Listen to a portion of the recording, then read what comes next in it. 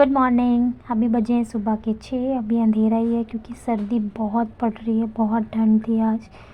और जब मैं अंदर गई तो फिर मैंने देखा मेरा बेटू अभी भी सो रहा था। तो फिर मैंने सोचा क्यों ना अपना सबसे पहले रिवीजन करते हैं और अपने दिन की शुरुआत करते हैं।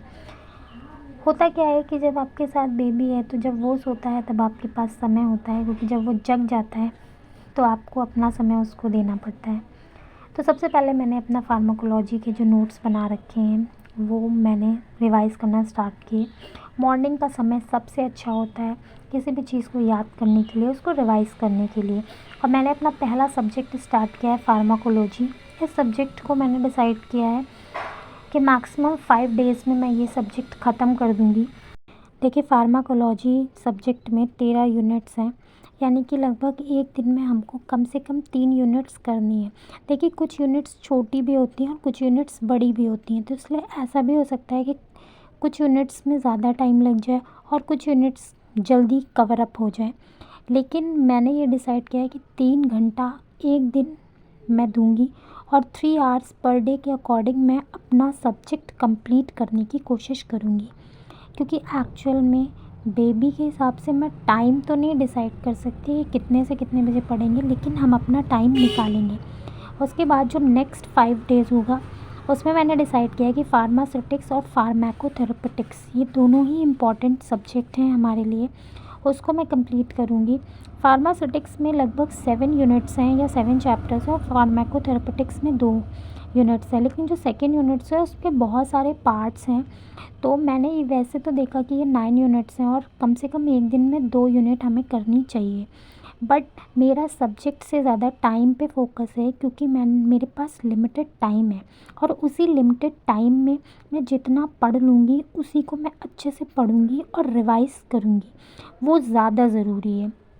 और फिर मैंने अपना स्टार्ट कर दिया है फार्माकोलॉजी का पहला यूनिट, जिसमें इंट्रोडक्शन, स्कोप, उसका रूट, किस तरह से ड्रग का एब्जॉर्प्शन होता है, उसकी बायोअवेलेबिलिटी कितनी, ये सब चीज़ों का पढ़ना है। वही मैं अपने नोट्स बना रही थी तभी मेरा बेटू जग गया था और जब वो जगा तो मैंने अपनी किताब को भी बंद कर दी थोड़ी देर के लिए। उसके बाद मेरी मम्मी ने उसकी मालिश करना स्टार्ट कर दिया है। मैं अभी भी आपसे ये कहूँगी कि टाइम को लिमिट करिए। जैसे कि मान लीजिए अगर आप डिसाइड करते हो कि एक दिन में मुझे 6 घंटे पढ़ने हैं, ठीक है, और 3 घंटे मैं ये पढ़ूँगा फार्मा का और 3 घंटे नॉन फार्मा का, तो वो 3 घंटे आप निकाल लीजिए। बड़ी मुश्किलों के बाद मैंने अपने बेटे को सुला दिया है और अब मैं जा रही हूँ अपनी पढ़ाई स्टार्ट करने। जैसा कि मॉर्निंग में मैंने अपना टारगेट बनाया था कि मुझे फार्माकोलॉजी की 4 यूनिट्स और 4 चैप्टर्स कंप्लीट करने हैं। तो अभी बज रहे हैं 11। मैं कोशिश करूँगी कि 12-1 बजे तक मैं कम से कम यूनिट 1 और 2 तो कंप्लीट कर लूँ। देखिए कितना हो पाता है, क्योंकि अभी ये पहला दिन है और कहीं ना कहीं हो सकता है जितना हम एक्सपेक्ट करें उतना कंप्लीट ना हो पाए, लेकिन हमें डीमोटिवेट नहीं होना है क्योंकि हमारी ये सीरीज़ पूरी 60 डेज़ की है। अगर कुछ चीज़ आज छूटती है तो हम उसको कल इंक्लूड करेंगे और कल का जो नया टारगेट होगा वो थोड़ा कम रखेंगे, जिससे जो पुराना है उसको कंप्लीट करने के साथ साथ हम अपने यूनिट्स में धीरे धीरे आगे बढ़ेंगे और अपने सिलेबस को बहुत ही परफेक्ट वे में कंप्लीट करेंगे। देखिए, बहुत जल्दी जल्दी पढ़ के जो दिमाग में भी ना सेटल हो या हमें समझ भी ना आए, उसका कोई फ़ायदा नहीं है। आप थोड़ा पढ़िए, आप कम पढ़िए, बट उसको परफेक्टली अपने माइंड में सेट करिए, जिससे जब आप एग्ज़ामिनेशन हॉल में बैठो तो आपको वो चीज़ें याद रहें, आपके माइंड में वो चीज़ें रहें। बिना समझे हुए पढ़ाई का कोई मतलब नहीं है, वो सिर्फ टाइम वेस्ट होता है। इसीलिए मैंने ये डिसाइड पहले से कर रखा है कि मैं थोड़ा पढ़ूँगी तो ही 3 बुक कंप्लीट करूँगी, बट उसको अच्छे से करूँगी। शाम को मैं जब उठी थी सो के तो मुझे भूख लग रही थी, तो मैंने सोचा क्यों ना चलो चावल फ्राई करके चाय के साथ खाया जाए। मैं आपके साथ एक बात शेयर करना चाहती हूँ।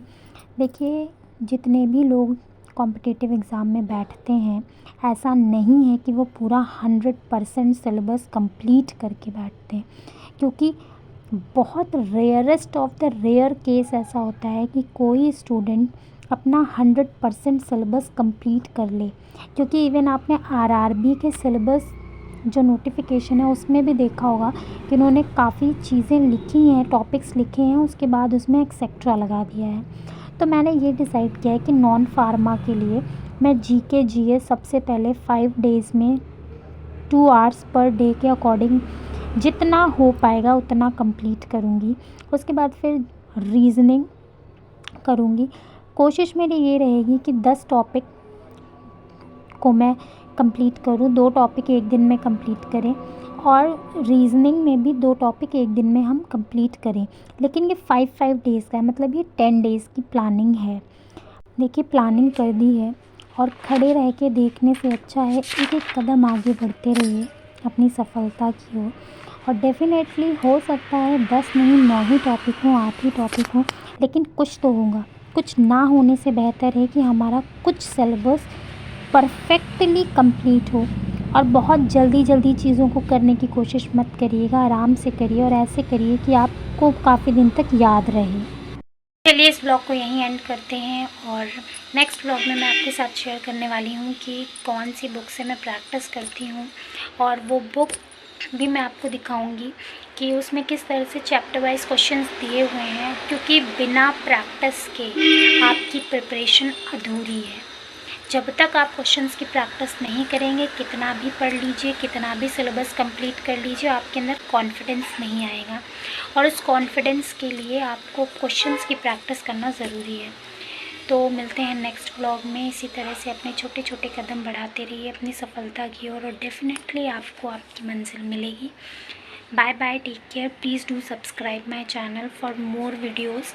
और मेरी तैयारी के साथ आप भी जुड़िए, डेफिनेटली रिज़ल्ट पॉजिटिव होगा।